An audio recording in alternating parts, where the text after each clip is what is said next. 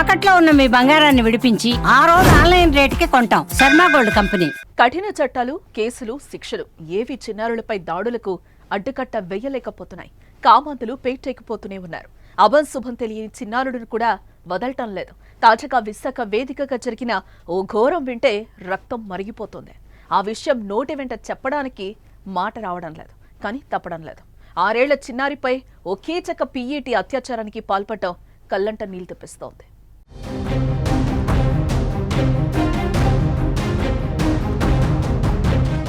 మధురవాడ పరిధిలోని బాంబే కాలనీకి చెందిన బాలిక సమీపంలోని ప్రైవేట్ పాఠశాలలో యూకేజీ చదువుతోంది. ఆదివారం రాత్రి చిన్నారి కడుపు నొప్పిగా ఉందని చెప్పడంతో తల్లికి విషయం అర్థమైంది. పూర్తి వివరాలు అడిగింది. దీంతో సోమవారం ఉదయం కుటుంబ సభ్యులంతా కలిసి పాఠశాలకు వెళ్లారు. అక్కడ తనపై ఈ ఘాతకానికి పాల్పడిన పీఈటీని చూపించింది. దీంతో వారంతా కలిసి ఉపాధ్యాయుడికి దేహశుద్ధి చేశారు. ఈ నేపథ్యంలో పాఠశాల సిబ్బంది 112కి కాల్ చేయడంతో పోలీసులు అక్కడికి చేరుకుని నిందితుడిని స్టేషన్కు తరలించారు.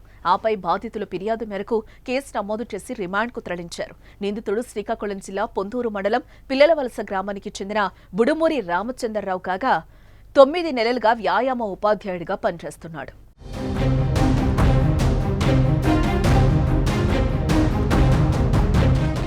ఇంతటి చిన్నారులను కూడా వదలకపోవటం ఆందోళన కలిగిస్తోంది.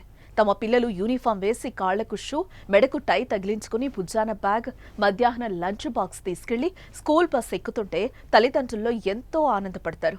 మళ్లీ తిరిగొచ్చే వరకు ఎదురు చూస్తూ ఉంటారు. స్కూల్లో జరిగే విషయాలను బుజ్జి మాటలతో చెప్తుంటే ఆ ఆనందమే వేరు. కానీ ప్రస్తుతం చిన్నారులకు రక్షణ లేకుండా ఉండడం, ఉపాధ్యాయులు ఇలాంటి దారుణమైన పనులకు ఒడిగట్టడం నిజంగా ఆందోళనకరమే.